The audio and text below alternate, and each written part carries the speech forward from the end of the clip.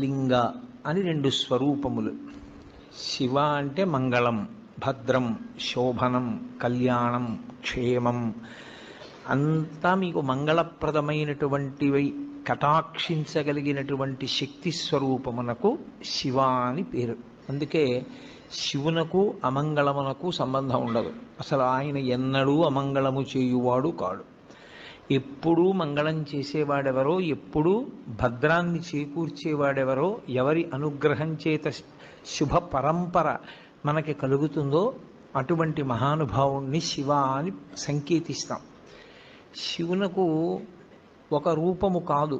యథార్థమునకు అసలు పరమేశ్వరుడికి ఒక రూపం ఉంటే కదూ, కోటేశ్వరరావు అంటే ఏదో ఒక రూపంతో ఉంటాడు. పరమేశ్వరుడికి అలా ఒక రూపం ఉండదు. ఆయన చేసినటువంటి చేష్టితముల వలన భక్తులను అనుగ్రహించాలనేటటువంటి ఆయన యొక్క కారుణ్య తీవ్రత వలన ఆయన అనేక రూపములను ధరిస్తాడు. అందుకని లీలారూపములు అని పిలుస్తారు. అవి 63 లీలారూపములు ఉన్నాయి పరమశివుడికి. 63 లీలారూపములలో అత్యంత శ్లాఘనీయమైనగా ప్రస్తుతి చేయబడేటటువంటి స్వరూపం, మనకి ఎప్పుడూ మనం దర్శనం చేసేటటువంటి స్వరూపం, ఒక చేతిలో త్రిశూలం పట్టుకుని ఒక చేతిలో ఢమరుకాన్ని పట్టుకుని ఉంటాడు.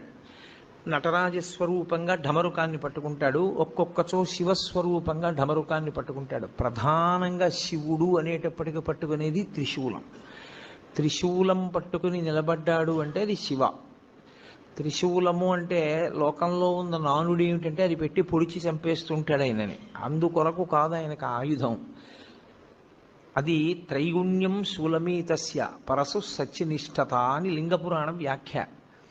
త్రైగుణ్యం శూలమేతస్య, 3 గుణములు ఆయన చేతిలో యందు ఉంటాయి. ఆ 3 గుణములే పైన ఉన్నటువంటి 3 పైకి పొడుచుకుని వచ్చినటువంటి శూలస్వరూపములు. ఈ 3 ఒక కర్ర లాంటి దానికి ఆధారభూతమై దాని నుండి పైకి ప్రసరిస్తాయి కొమ్ముల్లా. ఆ 3 దండంలా ఉండేటటువంటిది ఏది ఉందో అది నిర్గుణ స్థితి. అసలు ఏ గుణము లేనటువంటి స్థితి పరమేశ్వరుడిది. అందులో నుండి 3 గుణములను ప్రసరింపచేయగలిగినటువంటి శక్తి స్వరూపుడు కూడా ఆయనే. అది చెప్పడానికి ఆయన త్రిశూలం పట్టుకుంటాడు. సాధారణంగా మీకు శివాలయం అంటే ఎక్కడ శివస్వరూపము ప్రకటనముగా ఒక రూపంతో కరచరణాదులతో ఉండదు. శివాలయం అంటే అది శివలింగాలయం అని గుర్తు. లింగస్వరూపమే ఉంటుంది శివాలయంలో.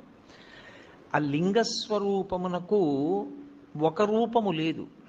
లింగము ఇలాగే ఉండాలి అని నిర్ణయమేం లేదు. చిన్న లింగం ఉంటుంది, పెద్ద లింగం ఉంటుంది, చాలా పెద్ద లింగం ఉంటుంది, వివిధ పదార్థములతో చేయబడినటువంటి శివలింగాలు ఉంటాయి. కొన్ని పడుకున్న లింగాలు ఉంటాయి, కొన్ని కూర్చున్న లింగాలు ఉంటాయి, కొన్ని నిలబడిన లింగాలు ఉంటాయి. శివలింగాన్ని నిర్మాణం చేసినటువంటి తీరును బట్టి ఆ శివలింగం పడుకుందా, నించుందా, కూర్చుందా కూడా చెప్తారు. అటువంటి శివస్వరూపంలో శివాలయంలో లింగము అని ఉంటుంది. అసలు ఆ లింగము అన్న మాటకు అర్థమేమి అన్నది సక్రమంగా అర్థమైతే శివాలయానికి అసలు మనం ఎందుకు వెళ్ళాలి, ఎందుకు దర్శనం చేయాలి, దర్శనం చేసి మనం పొందేటటువంటి ప్రయోజనం ఏమిటి అన్న దాని మీద ఒక అవగాహన ఏర్పడుతుంది. మీకు నేను తేలికగా అర్థమయ్యేటట్టు చెప్పాలి అంటే, లింగం అన్న మాట ఏకకాలమునందు 2 అర్థములను గోచరింపచేస్తుంది. ఒకటి, నాకు ఒక అనుమానం వచ్చింది. ఏమిటి అనుమానం అంటే, సప్తధాతువులేగా ఎవరి ఎందున్నా. ఇప్పుడు ఈ సభలో ఉన్న ఎవరిలో ఉన్నవైనా, నాలో ఉన్నవైనా కేవలము సప్తధాతువులే. చర్మము, రక్తము, మాంసము, కొవ్వు, అస్థి, శుక్ల, మేధ. ఈ 7 పదార్థములతోటే ఇన్ని శరీరములు తయారయ్యాయి. కానీ ఒక శరీరాన్ని పోలినట్టు వేరొక శరీరం ఉండదు. అలాగని తండ్రి పోలిక కొడుక్కి రాకుండా ఉండదు. ఏదో కూతురికి ఏ మేనమామ పోలికో తల్లి పోలికో వస్తుంది. మరి పోలికొచ్చినా ఒకేలా మాత్రం ఏ 2 వ్యక్తులు ఉండడానికి అవకాశం లేదు. ఇంత భిన్నత్వంతో ఈ లోకాన్నంతటినీ ఆయన సృజించాడు. విశ్వము యొక్క మాట పక్కన పెట్టండి, అసలు ప్రపంచం యొక్క మాట పక్కన పెట్టండి.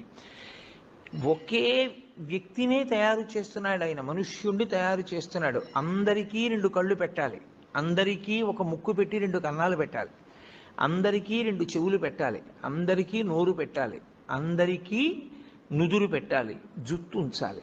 కానీ 1,00,00,000 మంది వ్యక్తుల్ని ఏకకాలంలో చూసినా ఒక వ్యక్తిలా వేరొక వ్యక్తి ఉండకూడదు. ఇంత నిర్మాణ దక్షతతో, ఇంత గొప్పగా అదే పదార్థములతో ఇంత భిన్నత్వాన్ని తీసుకొచ్చేటట్టుగా చెక్కిన శిల్పి ఎవరు నాకు చూడాలనిపించింది అనుకోండి. నేను ఎక్కడో అక్కడ చూడాలి కదూ, వాడిని చూడాలని నాకు ఆతృత పుట్టింది.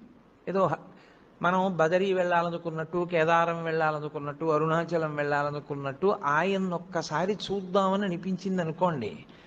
అప్పుడు ఆయన లింగస్వరూపంతో ఉంటాడు. ఎందుకు లింగస్వరూపంతో ఉంటాడంటే, ఆ చెక్కినటువంటి వ్యక్తి ఉన్నాడే, ఈ లోకమునంతటినీ కూడా సృజించిన వాడు ఉన్నాడే, వాడు నిర్మించి విడిచిపెట్టలేదు. వాడు దీని వృద్ధికి నాశనానికి కూడా కారణమవుతున్నాడు. కొన్నాళ్ళు పెరగాలి జీవులన్నీ, పెరిగిన జీవులు లయమైపోవాలి. లయమైపోయినప్పుడు ఈ భూమి మీదే పడిపోవాలి, భూమిలోనే కలిసిపోవాలి. మళ్ళీ సృష్టింపబడినప్పుడు బయట ఉన్న పంచభూతములతోటే సృష్టింపబడాలి. ఇది పెరుగుతూ ఉండాలి, ఇదే మళ్ళీ తరిగిపోతూ ఉండాలి, ఇదే పడిపోతూ ఉండాలి. జీవుల యొక్క పాపపుణ్యములను దృష్టిలో పెట్టుకుని శరీరాల్ని మారుస్తూ ఉండాలి. లోపల ఉన్నవాడు జీవుడు, వాడికి ఏవో పాపపుణ్యాలు ఉన్నాయి, ఇవాళ ఇందులో ఉన్నాడు. ఇది పడిపోయిన తర్వాత వాడు ఇందులోకి వెళ్ళాలి, నిర్ణయం చేసి ఆ శరీరాన్ని సిద్ధం చేసి అందులోకి పంపాలి. ఇన్ని లెక్కలు కట్టుకుంటూ ఉండాలి, ఇన్ని విషయాల్ని చూస్తూ ఉండాలి, ఇన్ని విషయాల్ని నిర్వహిస్తూ ఉండాలి. అందుకే మీరు ఎప్పుడైనా దేవతా స్వరూపాల్ని చూస్తే సనాతన ధర్మంలో తామర పువ్వు పట్టుకుంటారు. ప్రతి వాళ్ళు ఓ తామర పువ్వు పట్టుకుంటారు. ఎందుకు ఆ తామర పువ్వు అంటే, తామర పువ్వు వికసనమునకు గుర్తు. వికసనము అంటే ఒక నిర్దిష్టమైనటువంటి వ్యూహముతో ఈ విశ్వము నిర్వహింపబడేటట్టుగా చేయగలిగినటువంటి ఏర్పాటు. భూమి తన చుట్టూ తాను తిరగాలి, తిరుగుతూ సూర్యుడి చుట్టూ తిరగాలి. భూమి తన చుట్టూ తాను తిరుగుతున్నప్పుడు ఒకే వేగంతో తిరగాలి, 24 గంటల్లో పూర్తి చెయ్యాలి. సూర్యుడి చుట్టూ తిరిగితే ఋతువులు ఏర్పడాలి, తన చుట్టూ తాను తిరిగితే రాత్రింబవళ్ళు ఏర్పడాలి. నక్షత్రములు భూమి కన్నా కోట్ల రెట్ల పెద్దవైన మిణుక్కు మిణుక్కుమంటూ అంత దూరంలో అలాగే ప్రకాశిస్తూ ఉండాలి, స్వయం ప్రకాశకములై. భూమి లోపల ఎన్ని భోగ్య వస్తువులను దాచుకున్నా ఎంత ఉందో, ఎంత తవ్వుతున్నామో, ఎంత ఇస్తోందో, ఇంకా ఎంత మిగిలిందో ప్రపంచంలో తెలుసుకోగలిగినటువంటి వాడు లేడు. భూమి లోపల ఇంత ఖనిజ సంపద ఉంది, ఇంత వాడాం, ఇంకా ఇంత మిగిలింది చెప్పగలిగిన వాడు ప్రపంచంలో ఎవ్వడూ లేడు. ఎంత ఉందో తెలియదు, ఎంత తీస్తున్నామో తెలియదు, ఎంత ఖర్చు పెడుతున్నామో తెలియదు. ఇంత దాచిన వాడెవరు? అదిగో ఇవన్నీ నిర్వహిస్తున్నవాడు ఉన్నాడే, వాడు పరమేశ్వరుడు అని పేరు. ఆ పరమేశ్వరుణ్ణి చూడాలనేటటువంటి కుతూహలం కలిగినటువంటి వాడు ఆలయ ప్రవేశం చేసినప్పుడు లింగముగా దర్శనమిస్తాడు. లింగము అంటే గుర్తు. దేనికి గుర్తు? నీకు కలిగిన ఆర్తికి జవాబు చెప్పటానికి గుర్తు. అందుకే శివాలయంలోకి ఎందుకు వెళ్ళాలి అంటే, నీకు ఆర్తి కలిగితే వెళ్ళాలి. ఏ ఆర్తి కలిగితే వెళ్ళాలి అంటే, నీకు అసలు ఈ విశ్వాన్నంతటినీ నిర్మించి నిర్వహించి లయం చేస్తున్న వాడిని చూడాలి అని నీకు అనిపిస్తే అప్పుడు శివాలయంలోకి వెళ్ళాలి. ఆ వెళ్ళినప్పుడు నీకు కలిగేటటువంటి అనుభూతి వేరు, అది లేకుండా శివాలయంలో ప్రవేశిస్తే ఉండేటటువంటి స్థితి వేరు. అందుకే లింగం నీకు కలిగిన ఆర్తికి జవాబు కాదు. పరమేశ్వరుడి వైపు నుంచి చూసినప్పుడు పరమేశ్వరుడికి అసలు రూపం ఏమిటి? ఈ రూపంతో ఉంటాడు పరమేశ్వరుడు, ఇంతే, ఇలాగే ఉంటాడు, ఇంకింతకన్నా భిన్నంగా ఉండడు అని నేను అన్నాను అనుకోండి, తప్పది. అసలు ఈశ్వరుడికి ఆకృతి లేదు. కొంచెం నేను దగ్గరికి తీసుకొచ్చి చెప్పాలి అంటే, యథార్థం అవుతుందని చెప్పలేను, దగ్గరికి తీసుకొచ్చి చెప్పాలంటే ఆయన మేలిమి బంగారము వంటివాడు. ఇప్పుడు ఆ బంగారంతో మీరు గొలుసు చేయించుకోవచ్చు, కేయూరం చేయించుకోవచ్చు, కంకణం చేయించుకోవచ్చు.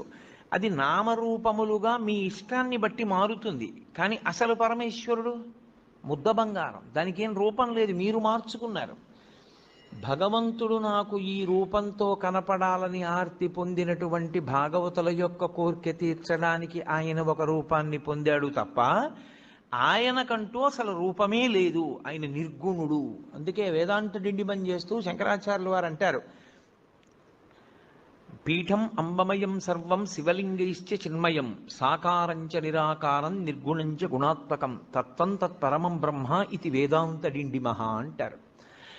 ఆయన నిర్గుణంలోంచి సగుణంగా వస్తాడు, కంటికి కనపడే రూపంలో వస్తాడు. ఎందుకు అలా రావాలి అంటే, ఏదో ఒక రూపంలో రావాలని కోరుకున్న భక్తుడు ఒకడు ఉన్నాడు, వాడి కోసం రూపం దాల్చాడు. లేకపోతే అసలు ఆయనకి రూపంతో ఉండవలసిన అవసరమే లేదు, అంతటా నిండి నిబిడీకృతమై ఉంటాడు. కాబట్టి ఆయనని ఒక రూపంతో చెప్పడం కుదరదు. ఒక రూపం చెప్పకపోతే మనసు నిలబడదు. అందుకే రూపం ఉన్నవాడా రూపము లేనివాడా అంటే, రూపముండి రూపము లేనివాడు. ఉంది, శివలింగం ఉంది, కానీ దానికి రూపం ఉందా? రూపం లేదు. అందుకే శివలింగానికి వేదాంతంలో అరూపరూపి అని పేరు. రూపమున్నది, రూపము లేనిది. ఇలా ఓ ఆకారం కనపడుతోంది, కానీ దానికి కాళ్ళ, చేతుల, ముఖమా? ఏమి లేవు. కాబట్టి అది అరూపరూపి. ఇప్పుడు ఆ శివలింగము ఒక గుర్తు. ఏమంటే అది ఒక గుర్తు అయితే దానికి శక్తి ఏం లేదు, అది ఒక గుర్తుగా మనం పెట్టుకున్నామంతే తప్పించి అది నిజంగా శక్తివంతం కాదా అని మీరు అంటారేమో.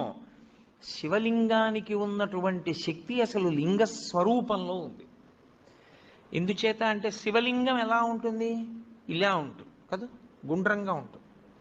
ఇప్పుడు ఇలా గుండ్రంగా ఉంది అని నేను అన్నాను అనుకోండి, శివలింగం ఇంత ఉంది, ఇంతదైతే అప్పుడు అందులోకి పట్టేవి ఇంకొంచెం పెరిగాయా? ఈ గది అంతా అన్నాను అనుకోండి, అప్పుడు ఈ గదిలో అన్నీ అందులోకి పట్టేశాయా? గుంటూరంతా అని తిప్పాను అనుకోండి, గుంటూరంతా లింగంలో ఉందా?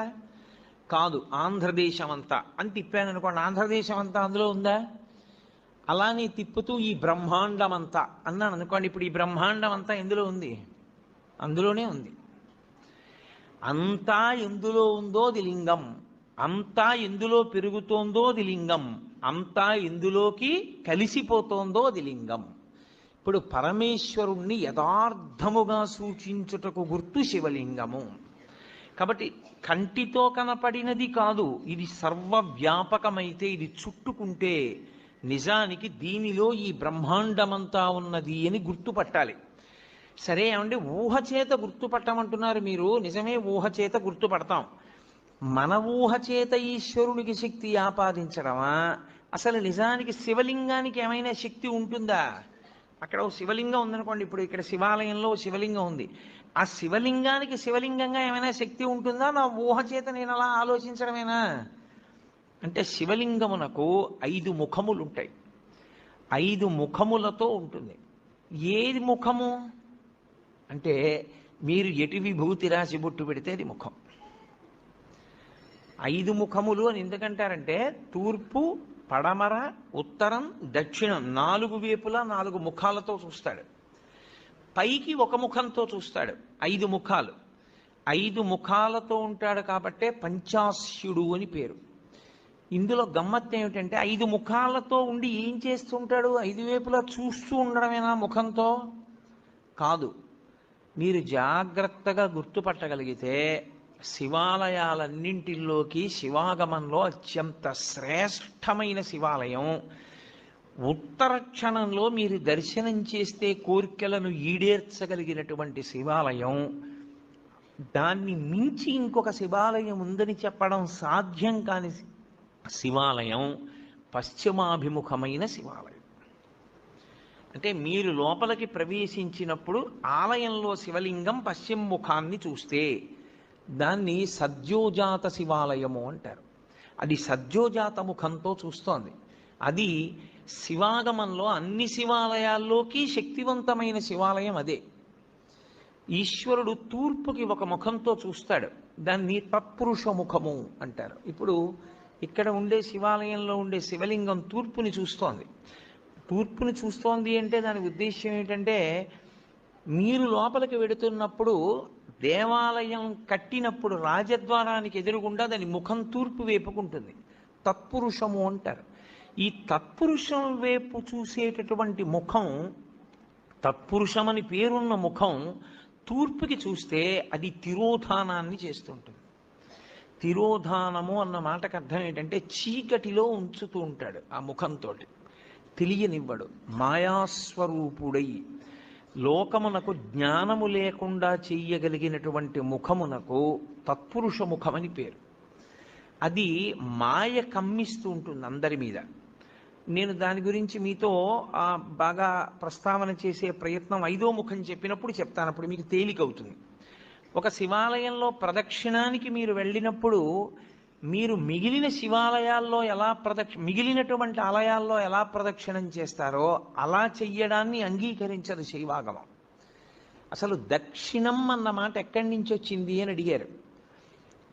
మనుష్యుడు తూర్పు దిక్కుకి తిరిగి కూర్చుంటే ఆయనకి కుడి చేతి వైపుకి ఉన్నది ఏదో అది దక్షిణం. అందుకే దక్షిణ దిశ అంటారు. ఆయన దక్షిణ హస్తంతో ఇచ్చాడండి అంటారు. దక్షిణ దిక్కన్న పేరు ఎందుకు వచ్చిందంటే మనందరం తూర్పుకి తిరిగే కూర్చుంటాం. ఏ కార్యం చేసినా తూర్పుకి తిరిగి కూర్చోండి అంటారు. తూర్పుకు తిరిగి కూర్చున్నటువంటి వ్యక్తికి కుడి చేతి వైపుకి వస్తుంది కాబట్టి ఆ దిక్కుకి దక్షిణ దిక్కని పేరు.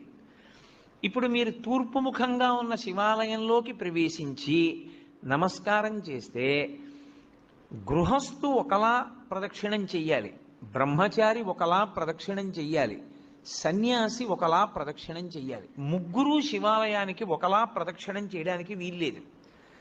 గృహస్థు సవ్యాపసవ్యం చెయ్యాలి, బ్రహ్మచారి పూర్ణ ప్రదక్షిణం చెయ్యాలి, సన్యాసి అపసవ్య సవ్యం చెయ్యాలి. సవ్యాపసవ్యము అంటే గృహస్థ అయితే ఎడంచేతి పక్క నుండి తిరగాలి. ఎంతవరకు తిరగాలి? సోమసూత్రము కనపడే పర్యంతమే తిరగాలి. సోమసూత్రం అంటే శివాలయంలో అభిషేకం చేసిన తీర్థం బయటికి వెళ్ళిపోయేటటువంటి మార్గం. ఆ మార్గం కనపడుతోందనుకోండి, అభిషేక తీర్థం వెళ్ళడం కనపడుతోందనుకోండి, ఇక దాన్ని దాటకూడదు. గృహస్థు అక్కడ వరకే వెళ్ళి వెనక్కి తిరిగిపోవాలి. ఎక్కడ వరకు మళ్ళీ వెనక్కి తిరగాలి అంటే చండీశ్వర స్థానం వరకు తిరగాలి. చండీశ్వర స్థానం వరకు వెనక్కి వచ్చి మళ్ళీ వెనక్కి తిరిగి శివాలయంలోకి వెళ్ళాలి. అది గృహస్థు ప్రదక్షిణ. బ్రహ్మచారి అయితే ఇప్పుడు నేను నా కొడుకు కలిసి శివాలయంలోకి వెళ్ళాము, సోమసూత్రం పైకుంది. నేను ఈ గుళ్ళోకే వచ్చాను అనుకోండి, కాసేపు తూర్పు ముఖంగా ఉన్న ఆలయానికి నమస్కారం చేసి ఎడం వైపు నుంచి వెళ్ళి ఎడమవైపు నుంచి నేను గుడికి ఇలా తిరిగాను. ఎడం వైపుకి గుడి ఎటుంటుంది? నా కుడి భుజం వైపుకుంటుంది. అంటే పూజనీయమైనవి కుడి భుజం వైపుకి ఉంచి ప్రయాణం ప్రారంభిస్తే ప్రదక్షిణం చేశాడంటారు. కుడి భుజం వైపుకు ఉంచి తిరుగుతున్నాను. చండీశ్వరుడి సోమసూత్రం వరకు వచ్చాను. బయటకుంది సోమసూత్రం, కప్పేసి లేదు. ఇక్కడ దేవాలయంలో కప్పబడి ఉంటుంది, పైకి తెలియదు సోమసూత్రం. పైకి ఉందనుకోండి, నేను ఇక దాటకూడదు గృహస్థుని, నాకు వివాహం అయిపోయింది. అప్పుడు నేను వెనక్కి వెళ్ళిపోవాలి. వెనక్కి వెళ్ళి మళ్ళీ తిరిగి చండీశ్వర స్థానం దగ్గరికి రావాలి. నా కొడుకు వాడు బ్రహ్మచారి, వాడికి పెళ్ళి అవ్వలేదు ఇంకా, వాడు సోమసూత్రం దాటచ్చు. వాడు సోమసూత్రం దాటి గుండ్రంగా తిరిగి శివుడికి ఎదురుగుండా వస్తాడు. నేను సోమసూత్రం దాకా వెళ్ళి వెనక్కి వెళ్ళి చండీశ్వరుణ్ణి చూసి చండీశ్వరుడి దగ్గర నుంచి మళ్ళీ తిరిగి శివలింగం దగ్గరికి వస్తాను. నాకు అది ప్రదక్షిణం, బ్రహ్మచారికి అది ప్రదక్షిణం. సన్యాసి వస్తే సన్యాసి సవ్యం చేయకూడదు, ఇలా ఎడం పక్క నుంచి వెళ్ళకూడదు, కుడి పక్క నుంచి తిరిగి పూర్ణ ప్రదక్షిణం చెయ్యాలి. శైవాగమం అలాగే చెప్పింది, అలాగే చెయ్యాలని చెప్పింది. కాబట్టి శివాలయంలో ప్రదక్షిణము అందరికీ ఒక్కలా ఉండదు. శివాలయంలో ప్రదక్షిణం చేసేటప్పుడు పదఘట్టన వినపడకూడదు. మీ అడుగుల చప్పుడు కాని వినపడిందా ప్రదక్షిణం చేసేటప్పుడు మహాపాపం వేస్తారు ఖాతాలో. పాదాల చప్పుడు వినపడకుండా ప్రదక్షిణం చేస్తే పరమశివుడు అంత ప్రసన్నుడవుతాడు. శివాలయంలో ప్రదక్షిణం చేత వచ్చేస్తుందంతే శక్తి అంతా. ఎలా ప్రదక్షిణం చెయ్యాలని అడిగారు. నిండు గర్భిణి ఇంకొక గంటలోనో 2 గంటల్లోనో ప్రసవం అవుతుంది. కిందంతా బిందెతో నూనె పోసేశారు. ఆమెకు ఒక పెద్ద బింది ఇచ్చి నీళ్లు చంకలో పెట్టారు, డొక్కలో. ఆమె పట్టుకుంది. ఇప్పుడు ఆ నూనె ఒలికిపోయిన నేల మీద నడుస్తోంది. ఆమె ఎంత పరాకుగా అడుగు వేసి నడుస్తుందో ప్రదక్షిణ సమయంలో అంత పరాకుగా అడుగు వేసి నడవాలి, చప్పుడు రాకుండా. అదే ఉపమానాన్ని వాడింది శైవాగమం. యథాతథంగా మీకు నేను ఆ ఉపమానాన్ని అందించాను. అంత మెల్లగా పదఘట్టన లేకుండా తిరగవలసి ఉంటుంది. అందుకే అడుగడుగు ప్రదక్షిణం అంటారు. ఇలా అడుగు వేసి దాని ముందుకు తెచ్చి అడుగు వేస్తారు, మళ్ళీ అడుగు వేస్తారు. నిశ్శబ్దంగా ప్రదక్షిణం చేయాలి. శివాలయంలో ప్రదక్షిణం చేస్తూ ఏమీ మాట్లాడకూడదు. అసలు శివాలయంలోకి వెళ్ళి లింగాన్ని చూడడం కాదు. మీరు శివాలయంలో శివుడు 8 రూపాలతో ప్రకాశిస్తూ ఉంటాడు. ఇప్పుడు ఈ 8 శివస్వరూపాలే. శివాలయం యొక్క గోడ కనపడింది అనుకోండి, శివుడు కనపడినట్టు. అందుకే పూర్వం ధ్వజం ఎంత దూరం కనపడుతుందో అంత దూరము చెప్పులు విప్పి మేళతాళాలు మోగించేవారు కాదు. అలా ఊరేగింపు వెళ్ళిపోతుంది అనుకోండి, ఏదో పెళ్లి ఊరేగింపు, దేవాలయానికి ధ్వజం కనపడితే ఇక ఆ ధ్వజం కనపడినంత దూరం మేళతాళాలు మోగించేవారు కాదు. ఎందుకంటే ఈశ్వరోత్సవం అయితేనే మోగించాలి. శివుడే లెక్క ఆ గోడ. ఆ గోడ దగ్గరికి వెళ్ళి నువ్వు ఏదైనా చెయ్యకూడని పని చేస్తే శివలింగం మీద చేసినట్లే లెక్కలో కడతారు శాస్త్రంలో. అందుకే అన్ని ప్రాకారాల నిర్మాణం అందుకు చేసేవారు, రక్షించడానికి. దీని శివాలయం యొక్క ప్రాకారము శివుడు, శివాలయం యొక్క గోపురము, పెద్ద ఆలయ గోపురం ఉంటుంది, ఆ ఆలయ గోపురము శివుడు, ధ్వజస్తంభము శివుడు. మీరు లోపలికి వచ్చిన తర్వాత శివలింగం ఉన్నటువంటి ఆలయ గోపురము శివుడు, లోపల ఉన్న శివలింగము శివుడు, అర్చక స్వామి శివుడు, చండీశ్వరుడు శివుడు, బలిపీఠము శివుడు. 8గా ఉంటాడు శివుడు. ఈ 8లో మీకు ఏది కనపడినా మీకు శివదర్శనమైనట్టు లెక్క. నేను గోడ ఒకటే చూశాననుకోండి, నేను శివదర్శనం చేసినట్టు. నేను ధ్వజం వంక చూశాననుకోండి, నాకు శివదర్శనం అయిపోయినట్టు. నేను గోపురం చూశాననుకోండి, నేను శివదర్శనం చేసేసినట్టు. నాకు అర్చకుడు కనపడ్డాడనుకోండి, శివదర్శనం చేసినట్టు. చండీశ్వర స్థానం దగ్గరికి వెళ్ళాడనుకోండి, శివదర్శనం చేసినట్టు. ఈ 8 చూశాడనుకోండి, పూర్ణంగా శివదర్శనం చేసినట్టు. ఎందుకంటే శివతత్వము ఎప్పుడూ అష్టమూర్తి తత్వంగానే వెడుతుంది. 8 అంకెకి కట్టుబడాలి శివతత్వం. అందుకని ఈ 8 యందు పరమశివుని యొక్క తేజస్సు ఉంటుంది. శివుడే 8గా ఉంటాడు. ఈ 8లో మీరు ఏది దర్శనం చేసినా శివాలయంలో శివదర్శనము చేసినట్లే. కాబట్టి ఇప్పుడు తూర్పున ఉన్నటువంటి ముఖం తత్పురుష ముఖం. ఈ తత్పురుష ముఖం వాయువు మీద అధిష్టానంగా ఉంటుంది. ఉండి లోకమునంతటినీ తిరోధానం చేస్తూ ఉంటుంది. తిరోధానము అన్న మాటకు అర్థం మీకు నేను బాగా తర్వాత చెప్తాను. మీరు ప్రదక్షిణం చేస్తూ ఇలా ఎడం పక్కకు వస్తే దక్షిణ దిక్కు వస్తుంది. దక్షిణాన్ని చూస్తూ దక్షిణామూర్తి ఉండాలి శివాలయంలో. శివాగమంలో దక్షిణాన్ని చూస్తూ దక్షిణామూర్తి ఉండకుండా శివాలయం కట్టకూడదు. ప్రదక్షిణం చేసేటప్పుడే దక్షిణామూర్తి కనపడాలి. దక్షిణామూర్తి దక్షిణాన్ని ఎందుకు చూస్తాడంటే ఆయన మృత్యుంజయుడు. ఆయన ఉత్తరాన్ని కూర్చుని దక్షిణాన్ని చూస్తాడు. మృత్యువును గూర్చినటువంటి భయము లేనివాడాయన. ఆయన పాదములు పట్టుకుంటే మృత్యుభీతి పోతుంది, భయం పోతుంది. అందుకే దక్షిణామూర్తి స్వరూపం అసలు సమస్త ఐశ్వర్యము దగ్గర నుండి, చదువుల దగ్గర నుండి, మోక్షము వరకు దక్షిణామూర్తి ఇవ్వలేనటువంటిది లోకమునందు లేనే లేదు. అసలు మీకు నేను ఒక గొప్ప రహస్యం చెప్తాను. ధ్యానం చెయ్యడానికి అత్యంత యోగ్యమైనటువంటి స్వరూపం ఏదో తెలుసా? చాలా గొప్ప స్వరూపం దక్షిణామూర్తి స్వరూపం.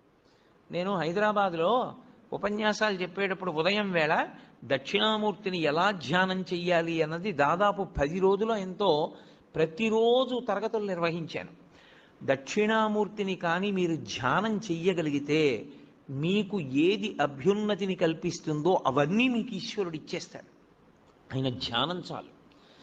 అంత మంగళప్రదమైన స్వరూపం, అంత అందమైన స్వరూపం, అంత సౌమ్యమైన స్వరూపం ధ్యానానికి వేరొకటి ఉండదు. అత్యంత ఆకర్షణీయమైన మూర్తి నటరాజు. అత్యంత మంగళప్రదుడు, ధ్యానయోగ్యుడు దక్షిణామూర్తి. అందుకే ప్రపంచం అంతటా కూడా నటరాజ విగ్రహాలు ఎత్తుకుపోతారు. పాశ్చాత్య దేశాల్లో నటరాజ విగ్రహాలు కొంటూ ఉంటారు. ఎందుకో తెలుసా? అసలు ఆ స్వామి భంగిమ అలా ఉంటుంది. ప్రపంచంలో ఏ దేవతా స్వరూపంలోనూ కనపడనంత వేగం ఒక్క నటరాజుకే ఉంటుంది. అసలు అలా నటన చేసేటటువంటి వాడు మీకు ఎక్కడ ఇక సృష్టిలో కనపడడం. అంత వేగం ఉంటుంది నటరాజులో. అందుకు వాళ్ళు ఆ మూర్తులు ఎత్తుకుపోతూ ఉంటారు, ఎందుకంటే దొంగతనం చేసి కొంటూ ఉంటారు. అసలు ఆ రూపం ఎలా వచ్చిందని వాళ్ళు అధ్యయనం చేస్తారు. ఇప్పుడు నాకు చాలా పెద్ద జుత్తు పెంచుకున్నాను అనుకోండి, ఇలాగా నేను ఇలా అన్నాను అనుకోండి, నా జుత్తు అంతా ఇటు ఎగురుతుంది. నేను అంతే వేగంగా ఇలా అన్నాను అనుకోండి, ఆ జుత్తు ఇటు ఎగురుతుంది. నేను ఇలా అన్న జుత్తుకి పడే లోపల ఇలా అంటే మళ్ళీ ఇటు జుత్తు ఇటు, ఇటు జుత్తు ఇటు ఉండేటట్టుగా తలని అంత వేగంగా తిప్పుతున్నాను అనుకోండి, అంటే ఈ జుత్తు ఇటు పడదు, అసలు ఈ జుత్తు ఇటు పడదు, ఇది ఇటు ఇలా లేచి ఉంటుంది, ఇటు ఇలా లేచి ఉంటుంది. తలని నిలబెట్టి ఉంచలేదు, తిప్పుతున్నాను. అంత వేగంగా తిప్పుతున్నానంటే ఈ జుత్తు ఇటు పడడానికి కానీ ఈ జుత్తు ఇటు పడడానికి కానీ ఆస్కారం లేదు. ఇది ఇలా నిలబడిపోయి ఉంటాయి. అందుకే మీరు నటరాజస్వామి మూర్తిని చూస్తే ఇక్కడ కాదు, కాంచీపురంలో ఏకాంబరేశ్వర దేవాలయంలో ఉంటుంది మహానుభావుడి యొక్క దేవాలయం. మీరు అక్కడ చూడాలి, ఈ జుత్తు ఇలా ఉంటుంది, ఈ జుత్తు ఇలా ఉంటుంది. మీరు ఎప్పుడైనా నటరాజస్వామి మూర్తిని చూసి ఉంటారు, ఇంటికెళ్ళి మీ దగ్గర ఉంటే బాగా చూడండి. జుత్తు ఇలా ఉండదు, ఉండి కిరీటం పెట్టుకోడు, ఇది ఇటు ఇది ఇటు ఎగురుతూ ఉంటుంది. అంటే నటరాజులో ఉన్నటువంటి వేగం, ఆ వేగం ఎక్కడిది అన్నదాన్ని ప్రయత్నం చేశారు. అసలు ఈ సృష్టిలో కదలికలలో ఉన్నటువంటి వేగాన్ని నటరాజులో చూపించారు. అందుకే శివస్వరూపాల్లో అద్భుత స్వరూపం నటరాజు. అత్యంత ధ్యానయోగ్యము దక్షిణామూర్తి. చిన్న పిల్లలు ఇంట్లో ఉంటే చిన్న పిల్లల దగ్గర నుంచి రేపో మాపో వెళ్ళిపోతాడనుకున్నంత పెద్ద వయస్సున్నవాడి వరకు దక్షిణామూర్తి స్వరూపము ధ్యానయోగ్యమే. మిగిలిన ఏ రూపాలు, ఏ దేవతా స్వరూపాలు మీకు అలా ధ్యానయోగ్యములు కావు. అన్ని వేళలా మీరు ఒకే రూపాన్ని, బ్రహ్మచారి, గృహస్థు, వానప్రస్థు, సన్యాసి, నలుగురు ఒకే రూపాన్ని ఆరాధన చేయడం కుదరదు. నేను మీకు ఒక ఉదాహరణ చెప్పాలంటే, కృష్ణ పరమాత్మని నేను ధ్యానం చేశాను అనుకోండి, నేను గృహస్థుని కనుక ఆవు దూడ పక్కన ఉన్నటువంటి త్రిభంగి అయిన కృష్ణుండే నేను ధ్యానం చేయాలి. ఆవు దూడ లేని కృష్ణుణ్ణి సన్యాసి ఉపాసన చేయాలి. మారిపోతుంది, అందరూ ఒకలా చేయడానికి వీల్లేదు. అదే త్రిభంగి స్వరూపం అయిన దక్షిణామూర్తి స్వరూపం. చిన్నపిల్లలు దక్షిణామూర్తిని ఎంత ధ్యానం చేస్తారో అంత జ్ఞాపక శక్తి, అంత గొప్పగా స్ఫురణ శక్తి పెరుగుతాయి. ఐశ్వర్యం కావాలనుకున్నవాడు దక్షిణామూర్తిని రోజు ధ్యానం చేస్తే అంత ఐశ్వర్యం. ఆరోగ్యం కావాలనుకున్న వాడికి ఆరోగ్యం, జ్ఞానం కలగాలనుకున్న వాడికి జ్ఞానం. నేను మీకు యథార్థం చెప్పాలంటే, మీకు ప్రతిరోజు ఒక్క 2 నిమిషాలు దక్షిణామూర్తిని ధ్యానం చేయడం అలవాటైతే మోక్షము కరతలామలకము. అంత్యమునందు పరమేశ్వరుడే మీకు జ్ఞాపకం వచ్చి మోక్షానికి పెడతాడు. అంత గొప్ప స్వరూపం దక్షిణామూర్తి స్వరూపం. అది శైవాగమంలో మీరు దక్షిణ దిక్కుకి వెళ్ళగానే దక్షిణాన్ని చూస్తూ కనపడాలి. ఆయన కనపడగానే మీరు అభిముఖంగా ఉండకూడదు. మీరు ఇటు పక్కకెడితే తూర్పు ముఖం చేస్తారు. తూర్పు ముఖం చేసి మీరు ఆయన పాదాల వంక చూసి నమస్కారం చెయ్యాలి. ఇక్కడ మీరు చాలా అదృష్టవంతులు. ఇక్కడ ఉన్నటువంటి శివాలయంలో ఆగమానికి సరిపోయేటట్టుగా అద్భుతమైనటువంటి దక్షిణామూర్తి స్వరూపం ఆ శివాలయానికి ప్రదక్షిణం చేసేటప్పుడే దక్షిణంలో ఉంది. చాలా శివాలయాలు ఇవాళ రేపు కడుతున్నటువంటి శివాలయాలలో అసలు ఆ వైభవం లేదు. అంత గొప్ప స్వరూపం దక్షిణామూర్తి స్వరూపం. ఈ దక్షిణ దిక్కుకి చూసేటటువంటి మూర్తి దక్షిణామూర్తిగా మనల్ని చూడమని చెప్తారు. అన్నీ మీకు ఇస్తాడు. కానీ శివలింగం యొక్క దక్షిణానికి చూసేటటువంటి ముఖానికి అఘోరమని పేరు. అది అగ్నిహోత్రానికి అంతటికి అధిష్టానమై ఉంటుంది. ఉండి ఈ సమస్త ప్రపంచాన్ని లయం చేసేది అదే. అందరు జీవుల్ని పడగొట్టి తనలో కలుపుకునేటటువంటి తత్వమున్నటువంటి పరమేశ్వర స్వరూపం దక్షిణాన్ని చూసేటటువంటి అఘోర స్వరూపం. అందుకే శివాలయానికి ప్రదక్షిణం చేస్తే నియమం వేరు. మీరు ఏదో ఇలా తిరగడానికి వీల్లేదు శివాలయంలో. ఇప్పుడు మీరు ఇక్కడున్న శివాలయంలోకే వెళ్ళారనుకోండి, మీకు బాగా అర్థమయ్యేట్టు నేను చెప్పాలంటే, మీరు లోపలికి వెళ్ళి చూడగానే చేతులు జోడించి ఓం తత్పురుషముఖాయ నమః అనాలి. ఒకవేళ భక్తులకి ముఖాలు తెలియవేమోనని బోర్డు పెడతారు. అందుకే అసలు శివాలయంలో బోర్డు ఉండాలి. లేకపోతే మీకు ముఖాల పేర్లు ఎలా గుర్తుంటాయి? గుర్తుండవు.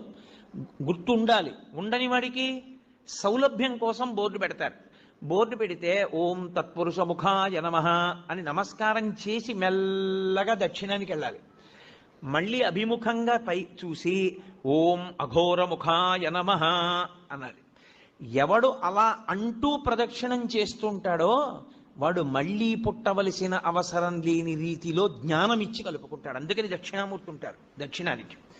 లేకపోతే ఆయన లోకాన్నంతటిని లయం చేసి మళ్ళీ పునర్జన్మలిచ్చే స్వరూపమై ఉంటాడు. అందుకే అగ్నికి అధిష్టానమై ఉంటాడు. మీరు దక్షిణాన్ని దాటి పశ్చిమానికి వచ్చారనుకోండి, శివాలయంలో ఆగమం ప్రకారం ఏమిటంటే పశ్చిమ దిక్కున సుబ్రహ్మణ్యేశ్వరుడు ఉండాలి. ఉండి పశ్చిమానికి వెడితే మళ్ళీ మీరు గుడికి ఎదురుగుండా నిలబడాలి. ఆ గుడి యొక్క గోడకి ఎదురుగుండా నిలబడి ఓం సద్యోజాతముఖాయ నమః అనాలి. సద్యోజాతము అనబడేటటువంటి ముఖం పశ్చిమ దిక్కుని చూస్తూ ఉంటుంది. ఆ పశ్చిమ దిక్కుని చూసేటటువంటి సద్యోజాత ముఖము పృథివికి అధిష్టానమై ఉంటుంది. అది సృష్టికంతటికీ కారణం అదే. ఆ ముఖంలోంచే ఈశ్వరుడు మళ్ళీ పునః సృష్టి చేస్తుంటాడు. అందుకే లోకంలో మాట అంటారు, శివాలయానికి ప్రదక్షిణం చేస్తే తీరని కోరికుందా అంటారు. కారణం ఏమిటో తెలుసా? బిడ్డలు పుట్టాలన్న కోరిక దగ్గర నుంచి సమస్త కోర్కెలు శివాలయంలోనే తీరుతాయి. కాబట్టి ఇప్పుడు పశ్చిమాన్ని చూసేటటువంటి ముఖం సద్యోజాత ముఖం. అటు తిరిగి అంటే పశ్చిమానికి వెళ్ళినప్పుడు తూర్పుకి తిరగాలి. తూర్పుకి తిరిగి ఓం సద్యోజాత ముఖాయ నమః అనాలి. సద్యోజాత ముఖమే అత్యంత శక్తివంతమైనటువంటి ముఖం. ఇప్పుడు సద్యోజాతాన్ని దాటి మళ్ళీ వెనక్కి వెళ్ళడం ప్రదక్షిణ విధి పక్కన పెట్టండి. మీరు అది దాటితే ఉత్తర దిక్కుకు వస్తారు. ఉత్తర దిక్కుకు వచ్చినప్పుడు మళ్ళీ శివాలయం గోడకి ఎదురుగుండా నిలబడాలి. నిలబడి ఓం వామదేవాయ నమః అనాలి. వామదేవుడు అంటే ఎవరు అన్నది శివమహాపురాణం చెప్పింది. ఏమ్మా పిల్లని కాసేపు బయటికి తీసుకెళ్ళకూడదా? ఎందుకమ్మా పిల్ల విందో ఏదో మాట్లాడుతూ ఉంటుంది, చిన్నపిల్ల దానికి ఏం తెలుసు, కాసేపు బయటికి తీసుకెళ్ళండి. శివమహాపురాణం ఆ ఉత్తర దిక్కున ఉండేటటువంటి శివుడి ముఖాన్ని వామదేవ ముఖము అని పిలిచింది. దాని గురించి మాట్లాడుతూ మంగళాయతనం దేవం యువానమతిమంగళం ధ్యాయేత్ కల్పతరోర్మూలే సుఖాసీనం సహోమయా అంటుంది లింగపురాణం. ఆ ముఖము నీటి మీద అధిష్టానం కాబట్టి అది ఏం చేస్తూ ఉంటుందంటే సమస్త మంగళములను మీకు కృప చేసేటటువంటి ముఖమదే. యథార్థమునకు అదే విష్ణు స్వరూపం, అదే విష్ణువు. అందుకే శివాలయంలోకి వెడితే అందరికీ నమస్కారం అయిపోతుంది. ఓం వామదేవాయ నమః అని అన్నారనుకోండి, లేకపోతే ఓం వామదేవ ముఖాయ నమః అంటే అనారోగ్యం ఉండదు. అందుకే శివాలయంలో ప్రదక్షిణాలు చేయండి అని ఎందుకంటారో తెలుసా? మెల్లగా ప్రదక్షిణం చేసి ఉత్తరానికి వెళ్ళి నమస్కారం చేస్తే సమస్త అనారోగ్యములకు హేతు ఎక్కడుంటుందంటే ఈశ్వరుడు నీటి ద్వారా అనారోగ్యాన్ని ఇస్తాడు. అందుకే బ్రతుకుట అంటే నీటి వలననే, భోగము నశించుట నీటి వలననే, అనారోగ్యము నీటి వలననే. సంజీవనం సమస్తస్య జగత సలిలాత్మిక భవ ఇత్యుచ్యతే మూర్తిర్భవస్య పరమాత్మనః అంటుంది లింగపురాణం. నీటి మీద ఆయన అధిష్టానం మీకు. అందుకే ఏదైనా ఊరు వెళ్ళారనుకోండి, నాకు అక్కడ కూర పడలేదండి అన్నావు, నాకు ఆ నీళ్లు పడలేదండి అంటాడు. అనారోగ్యమునకు కారణము నీరే, మనిషి పడిపోవడానికి కారణము నీరే. నీరు అంత శక్తివంతం. నీటి మీద అధిష్టానమై ఆయన ఉత్తరాన్ని చూస్తూ ఉంటాడు. ఆ ముఖానికి ప్రతిరోజు మీరు గోడవంక చూసి ఓం వామదేవ ముఖాయ నమః అన్నారనుకోండి, ఆయన మీకు ఏకకాలమునందు మూడిటిని కృప చేస్తాడు. ఒకటి, మీకు ఏదుందో దాన్ని ఉంచుతాడు, అది పాడైపోకుండా కాపాడతాడు. రెండవది, మీకు ఉత్తరోత్తరాభివృద్ధిని ఆయనే కల్పిస్తాడు. ఉత్తరోత్తర మీరు సంతోషంగా ఉండడానికి కావలసిన సమస్త అభివృద్ధి ఆ ముఖంలోంచే వస్తుంది. మూడు, వచ్చినటువంటి భోగస్థానములను మీరు అనుభవించడానికి వీలుగా దేహారోగ్యం ఉంచుతాడు. ఈ మూడు ఇంగ్లీష్లో సస్టినెన్స్ అంటారు, స్థితి ఉంచుట. ఈ పదంలోకి వెళ్ళేటటువంటి సమస్తమైనవి కూడా వామదేవ ముఖంలోకే వెళ్ళిపోతాయి. వామదేవ ముఖంతో ఉన్న మూర్తిని పూర్తిగా చూడాలంటే మీరు పశుపతినాథ్ దేవాలయం ఎదురుగుండా ఉన్న గోడ పైన ఉన్నటువంటి శిఖరం దగ్గర చూడాలి. శివమహాపురాణంలో ఎలా చెప్పారో అలాగే కల్పవృక్షం కింద కూర్చుని ఎడమ తొడ మీద పార్వతీదేవిని పెట్టుకుని ఎంత సంతోషంగానో ఎంత నవ్వుతూ ఉంటాడో పరమశివుడు. అంత ప్రసన్నుడై అంత నవ్వుతూ మీకు కనపడ్డం. వామదేవ ముఖంతో ఉండేటటువంటి పరమేశ్వరుడు అంత ప్రహృష్టవదనంతో ఉంటాడు. వెళ్ళి ఓం వామదేవ ముఖాయ నమః అంటూ ఉంటే చాలు, ఆయన ఎంతో ప్రీతి చెందుతాడు. తూర్పు ముఖాన్ని అలా ఉంచండి. 5వ ముఖం పైకి ఉందే, దాన్ని ప్రదక్షిణం పూర్తి చేసేటప్పుడు చూడాలి. మీ ప్రదక్షిణం పూర్తయిపోయాక శివాలయంలో లింగాన్ని చూసి బయటికి వచ్చేయకూడదు. ఒకసారి మీరు అక్కడే నిలబడి పైకి చూడాలి. ఇలాగా చూసి ఓం ఈశానముఖాయ నమః అనాలి. దానికి పేరు ఈశానము అని పేరు 5వ తలకాయకి. అది ఆకాశానికి అంతటికి అధిష్టానమై ఉంటుంది. అదే మోక్షకారకం. ఇప్పుడు మీరు కొంచెం జాగ్రత్తగా గమనిస్తే నేను ఇందులో 5 ముఖముల చేత 5 కార్యములను ప్రతిపాదన చేశాను. సృష్టి, స్థితి, లయ, తిరోధాన, అనుగ్రహములు అని. సృష్టి కొత్తగా ఏర్పడుతూ ఉండడం, స్థితి ఉండడం, లయ పడిపోవడం, మళ్ళీ బ్రహ్మాండంలో కలిసిపోతూ ఉండడం. తిరోధానము అన్న మాటకు అర్థం ఏమిటో ఇప్పుడు నేను చెప్తాను చూడండి. తిరస్కరణీ విద్య అని ఒక విద్య, తిరస్కరణీ విద్య ఉందండి ఆయన దగ్గర, చాలా జాగ్రత్తగా ఉండండి అంటారు. తిరస్కరణీ విద్య అంటే ఏమిటో తెలుసా? ఆయన తనకి ఉన్నటువంటి ఉపాసన బలం చేత, తనకి వశమైనటువంటి దేవతల కృప చేత అక్కడ ఉన్న వస్తువు మీకు కనపడకుండా చేస్తాడు. దాన్ని తిరస్కరణీ విద్య అంటారు. అప్పుడు ఏమవుతుందంటే ఆయన ఏ దేవతని పిలిచాడో ఆ దేవత మీకు కనపడకుండా చేస్తుంది ఆ వస్తువుని. చిన్న చిన్న దేవతల్ని పట్టుకుంటారు, పట్టుకుని ఉపాసన చేస్తారు. చేస్తే తిరస్కరణీ విద్య స్వాధీనం అయిపోతుంది. తిరస్కరణి ఎంత గొప్పదో అలాగే అవతల వారిని వశీకరణం చేస్తారు. వాళ్ళు ఎప్పుడూ ఇంకా వాళ్ళకే వశవర్తులైపోతారు. అలా వశీకరణ విద్య, ఇవన్నీ విద్యలు ఉంటాయి. ఇందులో తిరస్కరణీ విద్య అక్కడ ఉన్నది కనపడదు, కనపడకుండా చేస్తాడు. అక్కడది ఉన్నది కనపడకుండా చెయ్యడం తిరస్కరణీ విద్య అయితే, తిరస్కరణి ఎక్కడి నుంచి వచ్చిందో తెలుసా? తిరోధానము. తిరోధానము అంటే ఉన్నది కనపడకుండా లేనిది ఉన్నట్టు కనపడుతుంది. చూసారా, మాంత్రికుడు మాయ చేశాడండి అంటారు. అదే తిరస్కరణీ విద్య. తిరోధానము అంటే ఏది ఉన్నదో అది కనపడకుండా, ఏది లేదో అది ఉన్నట్టు కనపడుతుంది. సత్యము అసత్యముగా, అసత్యము సత్యముగా కనపడేటట్టు చేయగలిగిన ముఖమునకు తత్పురుష ముఖం అని పేరు. అది తిరస్కరణి. ఏది దాస్తోంది అది? అదే మాయా. శంకర భగవత్పాదుల యొక్క ప్రతిపాదన అక్కడుంది. అందుకని పీఠాధిపతులందరూ చంద్రమౌళీశ్వరారాధన చేస్తారు. వాళ్ళందరూ చంద్రమౌళీశ్వరారాధన ఎందుకు చేస్తారంటే వాళ్ళెవ్వరూ మాయకి కట్టబడకుండా జ్ఞానమునందు నిలబడడానికి శంకరాచార్యుల వారు పెట్టిన పద్ధతి. ఇప్పుడు తిరస్కరణి ఉన్నది ఆత్మ ఒక్కటే, పరమేశ్వరుడు ఒక్కడే ఉన్నాడు.